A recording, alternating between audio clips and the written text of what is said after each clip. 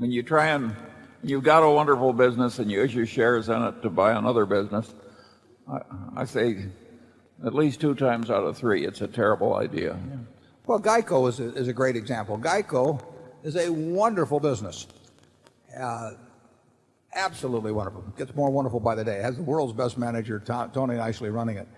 Geico, in the last 20 years, went into at least 3 other insurance businesses I can think of. They went into Resolute Insurance, which was a reinsurance operation, started in the mid-'80s. It was a disaster. They went into 2 others, Southern something or other, and another one that started with an M. I don't know why in the hell they would go into them. I mean, they had a great insurance business, and there aren't that many great insurance businesses, and neither one of those amounted to anything. I think they sold them off at some point. But why would you have an absolutely wonderful business and start one and buy 2 others that are obviously mediocre, where you bring nothing to the party, but management's it's very human to want to do that. It's no great sin that the Geico management did it, because we see it happen time after time after time. I can tell you this, Charlie and I have no urges like that. I mean, we want to buy easy things. We do not have to prove our manhood by doing something terribly difficult. And I think a lot of managements feel that necessity. They've got a wonderful business.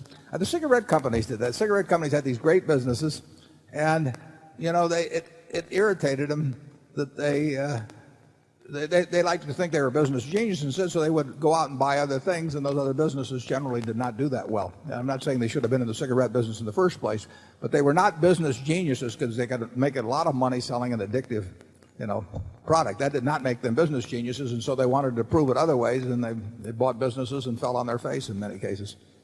Charlie, do you have any more to add on cigarette company? No, but I think a lot of people rise to the top in publicly held corporations who come up in sales or engineering or drug development or what have you. And it's natural to assume once you're sitting in the top chair that now you know pretty much everything, or at least how to get wisdom out of this wonderful staff and all these outside advisors that are now available to you. And so I think it's very natural that perfectly terrible acquisition decisions get made, I'd say more often than not. Area 6. We're going to break in about 5 minutes. In fact, we'll do this question, then we'll break. Okay. My name's Paul Tomasic from Illinois. I'd like to talk about your thinking, if you don't mind. In the Fortune magazine article that you sent to all the shareholders, you referenced a practice by Darwin that when he found something that was contrary to his established conclusions, he quickly wrote it down because the mind would have pushed it out. And if you read The Origin of Species, Darwin's very careful to avoid fooling himself. He very carefully asks and answers the hard questions. It's a feedback mechanism, and you've picked up on one of his feedback mechanisms to avoid fooling yourself. So the 2 questions are this. If you model how you think, Charlie thinks, how physicists think, how mathematicians think, you see the same pattern. You want to use logic. You're dedicated to logic. But logic's not enough. You have to avoid fooling yourself. So you build feedback mechanisms. So the first question is, do you see it that way? That you're thinking just like mathematicians, physicists, and some of the other exceptional businessmen by being logical and being careful to have feedback mechanisms. And the second question is about other feedback mechanisms. Your partnership, sitting next to you, is a great feedback mechanism. It's hard to fool yourself when you partner with Charlie Munger. Right. This meeting's a feedback Hard to fool him, too. But that's not an accident. The meeting, on one level, is a feedback mechanism. The way you attack the annual report letter is a feedback mechanism. So could you comment, both of you, on other feedback mechanisms you developed? Thank you. Well, you've come up with 2 very good ones. I mean, there's no question that Charlie will not accept anything I say because I say it, whereas a lot of other people will. I mean, it's just the way the world works. And it's terrific to have a partner who will say, you're not thinking straight. Doesn't happen very often. There's no question the human mind, that what the human being is best at doing is interpreting all new information so that their prior conclusions remain intact. I mean, that is a talent everyone seems to have mastered. And how do we guard ourselves against it? Well, we don't achieve it perfectly. I mean, Charlie and I have made big mistakes because, in effect, we have been unwilling to look afresh at something. That happens. But we do have, I think the annual report is a good feedback mechanism. I think that reporting on yourself, and particularly if you can report honestly, whether you do it through an annual report or do it through some other mechanism, is very useful. But I would say a partner who is not subservient and who himself is extremely logical, is probably the best mechanism you can have. I would say that on the contrary, to get back to looking things you have to be sure you don't fall into, I would say the typical corporate organization is designed so that the CEO opinions and biases and previous beliefs are reinforced in every possible way. I mean, having staffs around you that know what you want to do, you are not going to get a lot of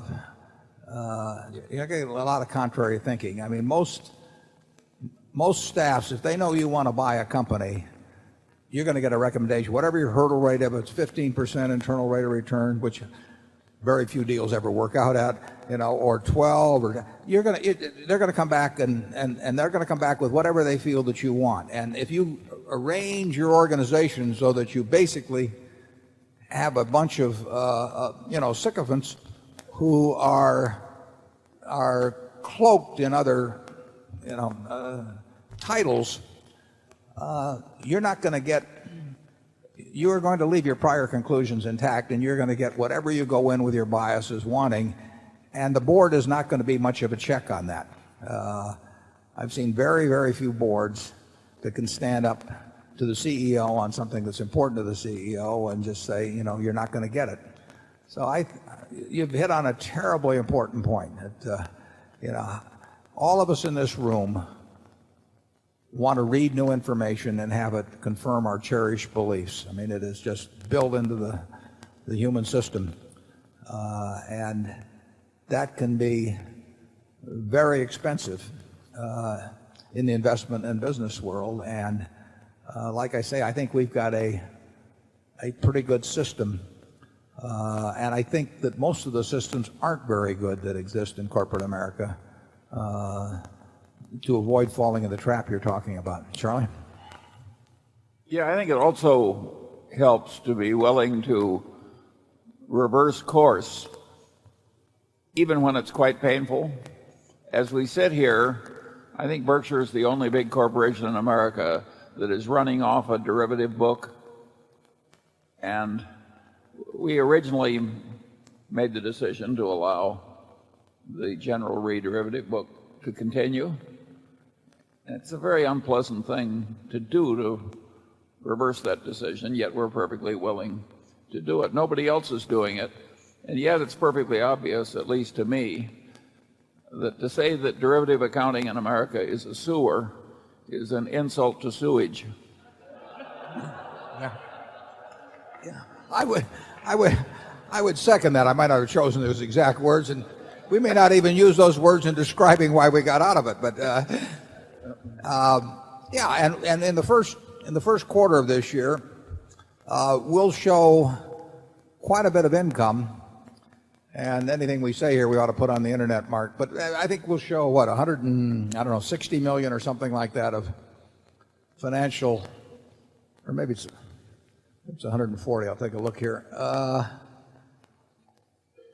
We'll have 160 odd million of income in that funny little line we have from financial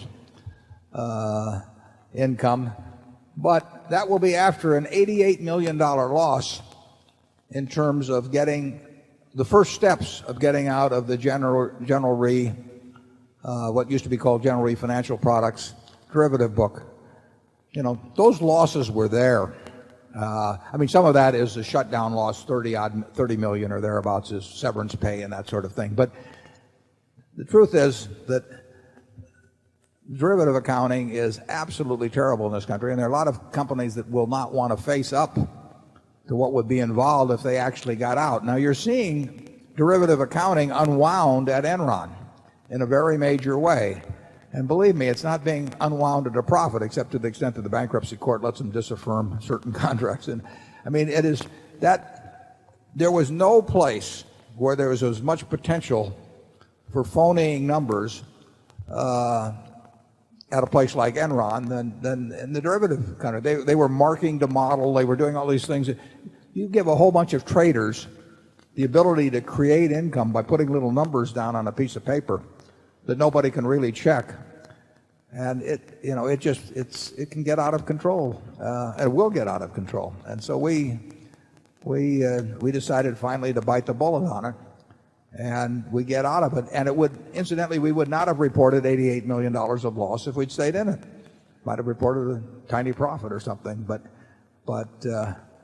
in the end, the loss was there, and there could well be some more to come in that, because once you get into derivatives, I think our longest contract may run 40 years or something like that. And then the guy who put the 40-year contract on the book probably got paid, that week for putting it on virtually. And, we've got a bunch of assumptions as to how it's all going to work out over 40 years.